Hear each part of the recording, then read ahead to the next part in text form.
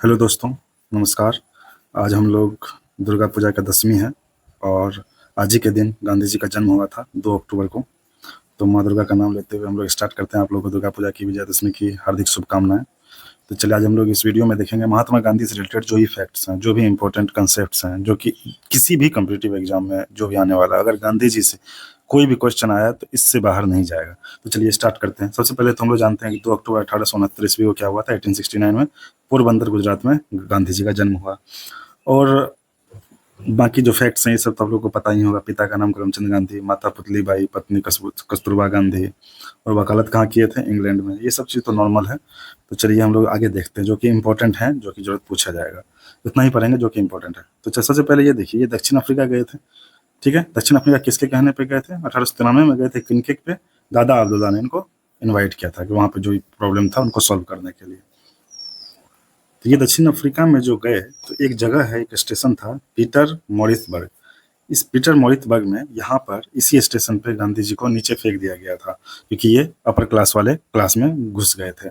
और वहाँ पे आप लोग जानते हैं कि ब्रिटिश वगैरह अपने आप को श्रेष्ठ मानते थे, और जो अश्वेत थे, जो अपने जो श्वेत नहीं थे, उनको निमंत्रण मानते थे और उनको कभी नहीं सोचते थे कि ये उनके क्लास में ट्रेवल करे। ठीक है, तो चलिए आगे आते हैं। तो यहाँ पे देखिए जो इंपॉर्टेंट फैक्ट है जो दक्षिण अफ्रीका से है, उसमें 3-4 चीज़ इंपॉर्टेंट है। ये नटाल कांग्रेस है इनकी, और फिनिक्स आश्रम, ठीक है, और टॉल्स्टॉय फार्म। ये तीनों का, टॉल्स्टॉय फार्म, ये तीनों का जो स्थापना था गांधी जी ने कहाँ किया था? दक्षिण अफ्रीका में। ठीक है, ये 1894 में नटाल कांग्रेस, 1904 में फिनिक्स आश्रम, 1906 में टॉल्स्टॉय फार्म, और साबरमती आश्रम 1916 में किया था जब गांधी जी भारत आ गए थे। कहाँ पे? साबरमती में, अहमदाबाद में।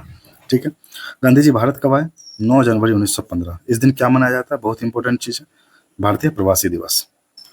इनके राजनीतिक गुरु थे गोपाल कृष्ण गोखले। ठीक है, इन्होंने इनको सलाह दिया था गांधी जी को कि पहले आप 1 साल घूमो, पूरा भारत का भ्रमण करो और देखो क्या प्रॉब्लम है, उसके बाद आप उस पर कार्रवाई करना, उसमें क्या करना चाहिए कि लोगों को जो अंग्रेजी अत्याचार है उससे निपटने के लिए। एक बहुत ही इम्पोर्टेंट बात है कि गांधी जी के जीवन पे टॉल्स्टॉय का, रस्किन का और राजा हरिश्चंद्र का ही प्रभाव था, लेकिन मेन जो हम लोग को क्वेश्चन इम्पोर्टेंट है एग्जाम के लिए, टॉल्स्टॉय का बहुत ज़्यादा प्रभाव था। उनकी एक बुक थी, ईश्वर का साम्राज्य तुम्हारे भीतर है। ठीक है, the God lies with in you.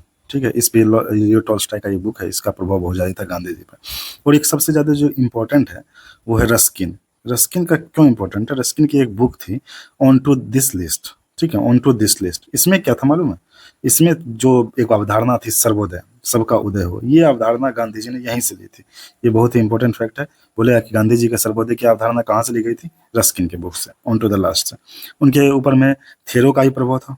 Thero, इनका प्रभाव क्या था? ये जो सविनय अवज्ञा आप लोग देख रहे हैं, नागरिक अवज्ञा, ये सब उसी से, थेरो से ही लिया गया था। ठीक है, ये बहुत इंपॉर्टेंट, इसको ध्यान रखिएगा। गांधी जी की सबसे पहले जो शुरुआत होती है, जब वो 1 साल पूरा भ्रमण कर लिए भारत का, उसके बाद उनका शुरुआत होता है आंदोलन से। तो उसमें आंदोलन में सबसे पहला आंदोलन वो कहाँ से करते हैं? चंपारण से। चंपारण, इसमें इंपॉर्टेंट फैक्ट है कि ये एक पहला सविनय अवज्ञा आंदोलन है। ठीक है, ये चंपारण सत्याग्रह के लिए किसने बुलाया था इनको? राजकुमार शुक्ल ने, लखनऊ अधिवेशन में। ठीक है, और इसका एकमात्र विरोध किया था एनजी रंगा ने। शुरुआत में विरोध किया था, बाद में थोड़ा सपोर्ट में आ गए थे, तो ये क्वेश्चन पूछ सकता है। एनजी रंगा एकमात्र थे जो इस जो चंपारण सत्याग्रह था इसका विरोध किया था उन्होंने।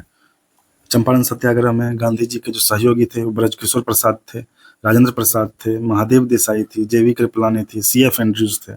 ठीक है, और सीएफ एंड्रूज के ही अध्यक्षता में एग्रीगेरियन कमेटी यानी जो कृषि समिति थी उसका गठन किया गया था, जिसके एक सदस्य महात्मा गांधी भी थे, और उसको ही एक रिपोर्ट तैयार करने के लिए दिया गया था कि चंपारण में जो प्रॉब्लम हो रही है उसका क्या, आखिर क्या उसका प्रॉब्लम है। तो उसके लिए किया गया था एफजी सलाई की अध्यक्षता में। ठीक है, इसी आंदोलन के बाद गांधी जी महात्मा बन गए। क्यों? क्योंकि इसके बाद ही रविन्द्रनाथ टैगोर ने इन्हें महात्मा की उपाधि दी। ठीक है, और इसके बाद लोगों के दिलों तक पहुंचे।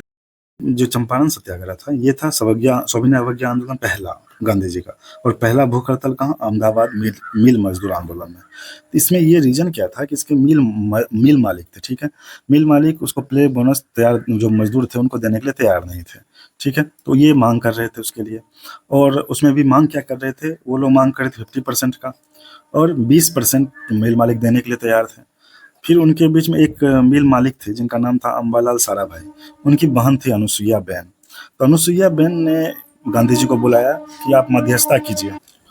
अनुसुईया बेन जो थी वो ट्रेड यूनियन की लीडर भी थी, ठीक है। तो उन्होंने जो महात्मा गांधी को बुलाया, तो महात्मा गांधी ने इसमें मध्यस्थता करके और वहाँ भूख हड़ताल करके 35% पे वो राजी हो गए। गांधी जी का एक ही था कि वो कहीं रिजिड नहीं होते थे, कुछ ना कुछ कहीं पे अगर कुछ भी वो कर रहे हैं तो वहाँ से कुछ ना कुछ आउटपुट लेकर के ही आते थे, ठीक है। अब चलिए नेक्स्ट पे आते हैं, खेरा सत्याग्रह। ये क्या था? ये किसान आंदोलन था, ठीक है। इसमें क्या था? ये अंग्रेजों के विरुद्ध था, क्योंकि उसमें फसल बहुत नष्ट हो चुकी थी, प्लेग भी बहुत फैला हुआ था, और उसमें फसल नष्ट हो, उसमें नियम बना हुआ था कि जब फसल नष्ट होता था, अगर उपज उपज 25% से कम होगा तो उनका लगान छूट मिलता था, लेकिन सरकार लगान छूट देने से मना कर दिया। तो गुजरात के खेरा में इनके जो सहयोगी थे पटेल जी, सरदार वल्लभ भाई पटेल, ये गांधी जी को आमंत्रित करते हैं कि आइए यहाँ पे ये सब समस्या आ चुकी है। उनके साथ में विट्ठल भाई पटेल थे, इंदुलाल याग्निक थे, तो ये सब मिल करके आते हैं। फिर गांधी जी ने खेरा में एक सत्याग्रह शुरू किया, जो कि था, इसमें सविनय अवज्ञा और असहयोग वगैरह दोनों मिला हुआ था, ठीक है। तो ये 3 महत्वपूर्ण आंदोलन गांधी जी के प्रारंभिक आंदोलन हो गए। इनको ऑर्डर में भी याद करना, ठीक है। चंपारण, समझे, अहमदाबाद में आंदोलन, और खेरा, ठीक है, खेरा आंदोलन CAK, इसको याद रखना है ये ऑर्डर में, ठीक है। पहला वो था सविनय अवज्ञा, दूसरा अहमदाबाद मिलन भूख हड़ताल, और इसमें दोनों मिला जुला था, ठीक है। चलिए अब आते हैं नेक्स्ट। चलिए उसका जो इम्पोर्टेंट जो है सत्याग्रह है, जो कि गांधी से रिलेटेड है, क्वेश्चन आएगा, रोलेट सत्याग्रह। रोलेट सत्याग्रह क्या था? ये आतंकवाद को समाप्त करने के लिए एक प्रभावी योजना बनाना था इसका। इसमें क्या था, 1917 में जो था, एक सिडनी रोलेट की अध्यक्षता में एक समिति का गठन किया गया, ठीक है। और इन्होंने एक क्या किया, रोलेट एक्ट बनाया, और उसमें क्या किया कि बोला बिना वकील, ये वकील बिना अपील बिना दलील का कानून था ये। मतलब बिना, अगर आपको कुछ भी आप पे शक है, सीधा गिरफ्तार होगा, और आपको ना वकील मिलेगा ना कुछ मिलेगा, सीधा गिरफ्तार हो गया आप, ठीक है। और इसको विधान परिषद में इसको पेश किया गया, ठीक है। और इस रोलेट एक्ट को गांधी जी ने क्या कहा था? काला कानून, ठीक है, गांधी जी ने। इस रोलेट एक्ट के विरोध में जो मदन मोहन मालवीय जी थे, मजरूल हक थे, मोहम्मद अली जिन्ना थे, इन लोगों ने क्या किया, केंद्रीय व्यवस्थापिका जो थी वहां से इन्होंने इस्तीफा दिया। किन्होंने? ये तीनों का नाम याद रखना है, मदन मोहन मालवीय, मजरूल हक, मोहम्मद अली जिन्ना, रोलेट एक्ट के विरोध में। और गांधी जी ने देशव्यापी विद्रोह शुरू किया 6 अप्रैल 1919 को, सत्याग्रह सभा का स्थापना किया, और इसके ही एवज में, इसी के विरोध में, जो 9 अप्रैल 1919 को है, इन्होंने यहाँ पे क्या हुआ था बताओ, डॉक्टर सत्यपाल और सैफुद्दीन किचलू, इनको गिरफ्तार कर लिया गया। सैफुद्दीन किचलू को गिरफ्तार कर लिया गया। ये सैफुद्दीन किचलू और डॉक्टर सत्यपाल, इनको गिरफ्तार कर लिया गया। और ये क्या हुआ, ये क्यों? उसमें पंजाब में मार्शल लॉ था, लगा दिया गया था। और इसी में क्या हुआ, जलियांवाला बाग हत्याकांड आएगा। जलियांवाला बाग हत्याकांड 1919 में, इसमें गांधी जी का बस इतना ही रोल था कि गांधी जलियांवाला बाग हत्याकांड के जो एवज में वहाँ पे उन्होंने असहयोग आंदोलन शुरुआत किया था, ठीक है। यह स्थान कहाँ पे था? जलियांवाला बाग कहाँ पे है? पंजाब में था, समझे। और इसी जलियांवाला बाग में ये शांतिपूर्ण सभा हो रहा था, जनरल डायर ने बिना किसी सूचना के उसको गोली चलवा दी, हजारों लोगों की मृत्यु हुई। और ये हुआ कब था? 13 अप्रैल 1919 को, ठीक है। और यहाँ पर इसी आप लोग जानते हुए क्वेश्चन आता है कि उधम सिंह ने 1920 ईस्वी में माइकल ओ डायर जो गोली चलाया था, वो जनरल ओ डायर था, ठीक है। ये माइकल ओ डायर है, इसकी लंदन में जाके हत्या कर दी। और ये उसी समय में ये वहाँ पे कमिश्नर था, हेड था वहाँ पे, जो वहाँ जो अधिकारी गया था वहाँ पे जो मारने के लिए, वो जनरल डायर था, लेकिन उसमें हेड भी माइकल ओ डायर था, और जनरल डायर मर चुका था, इसलिए उधम सिंह ने माइकल ओ डायर को गोली मारी, ठीक है। इसके बाद ही रविन्द्रनाथ टैगोर ने नाइटहुड की उपाधि वापस लौटा दी। जलियांवाला बाग हत्याकांड के जांच के लिए हंटर कमेटी की वो स्थापना हुई, ठीक है। इसके डब्ल्यू हंटर, इसके लॉर्ड हंटर थे, इसके सदस्य थे, अध्यक्ष थे, ठीक है। और भारतीयों की तरफ से तहकीकात समिति की स्थापना हुई। तहकीकात समिति में ये इसके हेड कौन थे? मदन मोहन मालवीय थे, ठीक है। इसके सदस्य कौन थे? महात्मा गांधी। इसी समय एक और महत्वपूर्ण घटना होती है, खिलाफत आंदोलन, ठीक है। ये घटना क्या होती है? सेबरे के संधि के द्वारा प्रथम विश्व युद्ध के बाद ये क्या किया गया कि जो खलीफा का पद होता था, जो कि मुसलमानों के लिए बहुत ही इम्पोर्टेंट पद होता था, उस खलीफा के पद को ही समाप्त कर दिया गया, खलीफा के शासन का ही अंत कर दिया गया। तो इसके विरोध में क्या हुआ? खिलाफत आंदोलन प्रारंभ हुआ, ठीक है। उसमें तुर्की में जो समझौता हुआ था उसके आधार पे, इसके नेता कौन थे? खिलाफत आंदोलन के सबसे इम्पोर्टेंट नेता मोहम्मद अली और शौकत अली। तो इनका, मोहम्मद अली और शौकत अली, इनका संबंध पटना से है, ठीक है। आप देखिएगा, थोड़ा थोड़ा आप खुद से ही पढ़ लीजिए। सितंबर 1919 में इसमें आता है खिलाफत कमेटी का गठन। ये कमेटी का गठन हुआ है, ये नवंबर 1919 में दिल्ली में हुआ था। इसके अध्यक्ष कौन थे? गांधी जी थे। ठीक है, अब आते हैं दिसंबर 1920 के घटनाक्रम पे। यहाँ पर नागपुर में एक अधिवेशन होता है, स्पेशल अधिवेशन था, जिसमें कि असहयोग प्रस्ताव पर पुष्टि होती है। इससे पहले जस्ट, ये दिसंबर की बात हो रही है, इससे पहले जस्ट सितंबर 1920 में कलकत्ता में अधिवेशन होता है, जहाँ पे गांधी जी ने प्रस्ताव रखा और इसको पास किया गया। कहाँ पे? ये असहयोग आंदोलन को। ठीक है, तो असहयोग आंदोलन को तो नागपुर में विशेष अधिवेशन में पुष्टि हो गया था। तो ठीक है, आप क्वेश्चन जिस हिसाब से पूछे उस हिसाब से आप देख लेना कि कहाँ सबसे पहली बार प्रस्ताव आया था असहयोग आंदोलन पास करने का?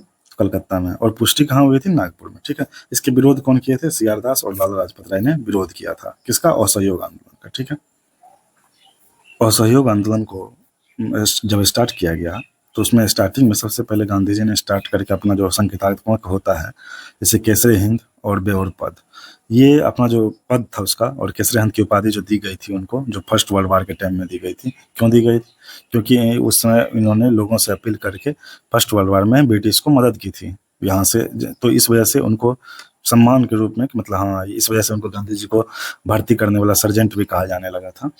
तो उसमें केसरी हिंद की उपाधि मिली थी उनको ब्रिटिशर्स की तरफ से, वो उन्होंने लौटा दी यहाँ पे असहयोग आंदोलन के बाद। ठीक है, तो इसमें गांधी जी को जो बाल गंगाधर तिलक की जो मृत्यु हुई थी, उस मृत्यु की वजह से उनको श्रद्धांजलि देने के लिए एक तिलक स्वराज फंड की स्थापना की गई 1921 में गांधी जी के द्वारा। किस चीज के लिए किया गया था? ये स्वराज, ये जो असहयोग आंदोलन था उसको दिशा देने के लिए। ठीक है, उसमें फंडिंग के लिए। तो इसकी स्थापना 1921 में हुई। मात्र सोचिए 6 माह में ही ये 1 करोड़ के लगभग राशि उस समय इकट्ठा हो चुकी थी। थोड़ा प्रभाव तो था इनका। असहयोग आंदोलन चरम पे था, उसी समय में एक घटना हो गई, चौरा चौरी। तो गांधी जी का एक सिंपल वो जो आइडियोलॉजी थी, विचारधारा थी, वो अहिंसक और सत्याग्रह पे ही चलती थी, अहिंसा और सत्याग्रह पे। तो उनका चौरा चौरी जो कांड हुआ 5 फरवरी 1922 को, ये कहाँ हुआ था? गोरखपुर यूपी में, योगी जी का जो गढ़ है वहाँ पे। तो वहीं पर भगवान अहिर, ये नाम याद रखिएगा, पूछता है, इंपॉर्टेंट है। भगवान अहिर के नेतृत्व में इन्होंने चौरा चौरी में क्या हुआ, पुलिस स्टेशन में घुसे, लगभग आग लगा दिया पुलिस स्टेशन में, 22 पुलिसकर्मी मर गए। मतलब मेनली ये पुलिस और स्थानीय लोगों के बीच का संघर्ष था ये। ठीक है, फिर क्या हुआ कि 12 फरवरी 1922, ये अब डेट नहीं याद रखना, बस ये इसका चौरा चौरी का डेट जरूर याद रखना, 5 फरवरी 1922। ये 22 दो है ना, याद रखना, चौरा चौरी ये रिपीट हो रहा है इसलिए 2 याद रखने के लिए। ठीक है, इसका स्थगन कहाँ किया गया? बारदोली जानते हैं, बारदोली सत्याग्रह से कौन रिलेटेड है? सरदार वल्लभ भाई पटेल। तो वहीं पर घोषणा हुआ कि चौरा चौरी कांड के बाद कि अब असहयोग आंदोलन को वापस ले लिया जाए। ठीक है, 10 मार्च को 1922 को गांधी जी की गिरफ्तारी हुई, उन्हें 6 वर्ष की सजा हुई। लेकिन फरवरी 1924 में ही उनको रिहा कर दिया गया। ठीक है, चौरा चौरी घटना के बाद गांधी जी ने असहयोग आंदोलन को हिमालय जैसी भूल बताया, मतलब बोला बहुत बड़ी भूल है।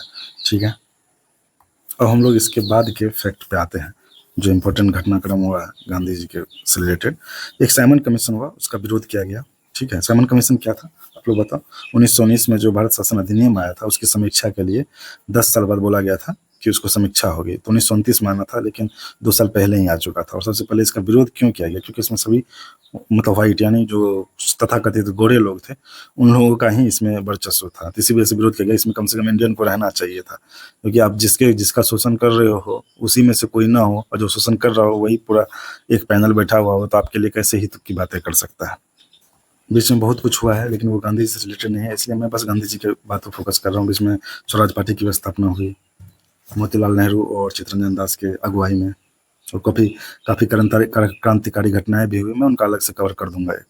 एक तरह से जो असहयोग आंदोलन समाप्त हुआ, तो गांधी जी की एक रणनीति रही थी, संघर्ष तैयारी संघर्ष। यानी संघर्ष पहले करो, पूरा तरह से संघर्ष करो, फिर क्या करो, पहले तैयारी करो कि कैसे करना है संघर्ष, फिर एकदम संघर्ष करो, आंदोलन लाए, फिर आंदोलन अगर लगे कि थोड़ा सा अपने रास्ते से भटकने लगा है तो फिर से उसको रोको, उसके बाद फिर से तैयारी करो, फिर से संघर्ष करने के लिए प्रेरित हो। तो इसी के आधार पर उन्होंने जब असहयोग आंदोलन को वापस लिया, तो उसके बीच के कार्य में आप लोग कार्यकाल में देखोगे तो ये लगभग में 7-8 साल का फर्क है। तो उस बीच में उन्होंने पूरा फिर से भारत को गए, फिर से ग्रामीण लोग की सेवा करने लगे, गाँव जाने लगे, गाँव को गए, हर एक आदमी से मिलने लगे, और जो भी कमियां रह गई थी उस कमियों को दूर करने के लिए प्रयास करने लगे। उसके बाद उन्होंने अपने आंदोलन का दूसरा चरण स्टार्ट किया, जिसमें कि सविनय अवज्ञा आंदोलन बहुत इंपॉर्टेंट है।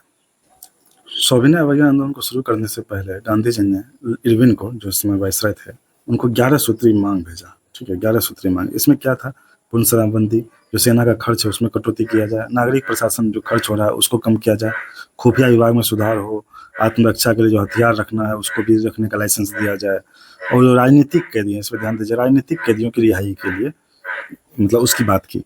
तो जैसे बहुत कुछ एक कंट्रोवर्सी होता है कि भगत सिंह वाला जो होता है, भगत सिंह जी का उन्होंने फांसी नहीं रुकवाया। तो एक बात था कि उन्होंने जो ये 11 सूत्री मांग हुआ था उसमें राजनीतिक कैदियों की रिहाई की बात हुई थी, और उनको क्रांतिकारी वो तो मतलब आपराधिक कैदी थे ब्रिटिशर्स की नज़र में, मैं नहीं बोल रहा हूँ, ब्रिटिशर्स की नज़र में, इसलिए उनको, और उनको वो थोड़ा कंट्रोवर्शियल विषय है, उस पर बात करेंगे तो चलिए। जब इन 11 सूत्री मांगों को स्वीकार कर दिया गया तो फिर दांडी मार्च स्टार्ट हुआ। ये 12 मार्च 1930 से 5 अप्रैल 1930 तक चला। ठीक है, उसके बाद 6 अप्रैल को क्या किया, नमक सत्याग्रह स्टार्ट हुआ। नमक सत्याग्रह का मेन केंद्र क्या था बताइए? मेन केंद्र था धरसाना। धरसाना ये कहाँ था? ये गुजरात में था। ठीक है, और इसके बाद गांधी जी की गिरफ्तारी हुई 4 मई को, यरवदा जेल में उनको शिफ्ट किया गया, और पूर्वी भारत जो है ईस्ट इंडिया, वहाँ पर एक चौकीदारी नहीं देने का कर स्टार्ट, वो आंदोलन स्टार्ट हुआ, चौकीदार कर नहीं देने का आंदोलन। ठीक है, ये कहाँ पे? पूर्वी भारत में। ये किससे संबंधित है? सविनय अवज्ञा आंदोलन से। पूछता है चौकीदारी कर नहीं देने का आंदोलन किससे संबंधित है, तो सविनय अवज्ञा आंदोलन से। ठीक है, फिर आते हैं गोलमेज सम्मेलन पे। तो उसके बाद फिर क्या हुआ कि जो ब्रिटिशर्स थे, गोलमेज सम्मेलन का आयोजन साइमन कमीशन की रिपोर्ट पर चर्चा करने के लिए और भविष्य में क्या संवैधानिक सुधार होंगे उस पर चर्चा करने के लिए आयोजन किया था। पहला तो ये असफल हो गया था। उसके बाद एक गांधी इरविन जी का समझौता होता है, गांधी जी का। उसके बाद क्या होता है, जो समझौता होने के बाद गांधी जी रेडी होते हैं कि जाया जाएगा, फिर द्वितीय गोलमेज सम्मेलन में भाग लेते हैं। फिर उसके बाद कुछ बातें उनकी मन नहीं पाती हैं, तो फिर तीसरा गोलमेज सम्मेलन आता है दिसंबर 1932 में। इसमें गांधी जी भाग नहीं लेते हैं, और इसी बीच में सविनय अवज्ञा आंदोलन को फिर से स्टार्ट करते हैं, जो कि गांधी इरविन समझौते के बाद सविनय अवज्ञा आंदोलन को बंद कर दिया गया था, रोक दिया गया था। ठीक है, और इसके बाद जो ये जो गांधी जी रिजिड हो गए इस बात पे, तो उसके लिए ही उनको विंस्टन चर्चिल ने देशद्रोही फकीर कहा था, अर्धनंगा फकीर कहा था। देशद्रोही फकीर क्यों बोला था? क्योंकि इनको लगा कि इनको तो केसरी हिंद की उपाधि दे दी है, अरे ये तो बहुत मतलब इनको तो इतना सम्मान दिया नहीं होता, किसी को आप सम्मान दे दो तो उसके बाद तो फिर मेरा चाटुकारिता करेगा, लेकिन ऐसा नहीं हुआ, तो इसलिए उन्होंने देशद्रोही फकीर इनको कहना शुरू कर दिया। गोलमेज सम्मेलन का जो आयोजन हुआ था, 3 गोलमेज सम्मेलन का आयोजन हुआ था। इस समय जो अध्यक्षता इनकी की थी रैमजे मैकडोनाल्ड ने की थी, और इस समय जो राजा थे वो ब्रिटिश सम्राट जो थे वो जॉर्ज पंचम थे। ठीक है, मैकडोनाल्ड और जॉर्ज पंचम, ये याद रखना आप लोग।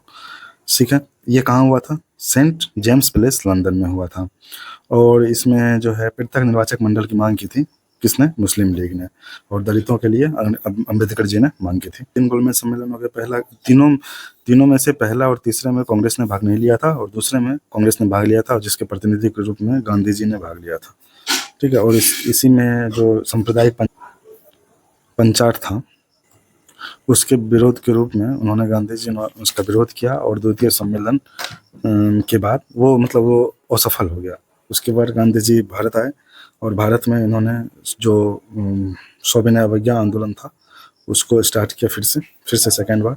और इसमें जो सांप्रदायिक निर्णय हुआ था जो सेकेंड गोलमेज सम्मेलन में, उसके बाद उसके लिए गांधी जी ने आमरण अनशन स्टार्ट कर दिया। कहाँ पे? यरवदा जेल में। इसके बाद आते हैं अम्बेडकर जी, उनके अनशन खत्म करने के लिए पुनः समझौता होता है अम्बेडकर जी और गांधी जी के बीच में। ठीक है, और तीसरा गोलमेज सम्मेलन उसके बाद होता है। ठीक है, 1932 में। और तीसरा गोलमेज सम्मेलन में फिर गांधी जी भाग नहीं लेते हैं, और तीनों गोलमेज सम्मेलन में भाग लेने वाले कौन थे? B.R. अम्बेडकर। ये तीनों गोलमेज सम्मेलन में भाग लिए थे। द्वितीय गोलमेज सम्मेलन में था, उसमें ही गांधी जी ने बोला था कि गांधी मर सकता है लेकिन गांधीवाद नहीं। ठीक है, फिर इसके बाद सीधा आते हैं 1939 का त्रिपुरी अधिवेशन। ये इसलिए इम्पोर्टेंट है और ये गांधी जी से किस तरह से रिलेटेड है क्योंकि इसका चुनाव हुआ था। ठीक है, उसमें कौन थे? सुभाष चंद्र बोस एक तरफ थे और दूसरे तरफ थे पट्टाभी सीतारामैया। ठीक है, गांधी जी पट्टाभी सीतारामैया को वो जिताना चाहते थे, ठीक है, उसके पक्ष में थे। लेकिन उसमें क्या हुआ कि चुनाव हुआ और सुभाष चंद्र बोस जी की विजय हो गई। ठीक है, लेकिन गांधी जी बोले कि ये जो सीतारामैया की हार नहीं है, ये मेरी बल्कि मेरी हार है, मेरी नैतिक हार है। और इसी नैतिक तो सुभाष चंद्र बोस जी तो देशभक्तों के देशभक्त थे।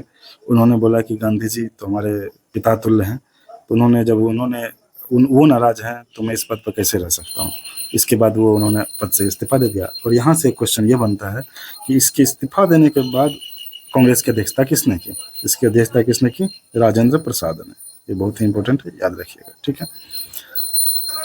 एक और इम्पोर्टेंट पॉइंट जुड़ता है किनसे? महात्मा गांधी से।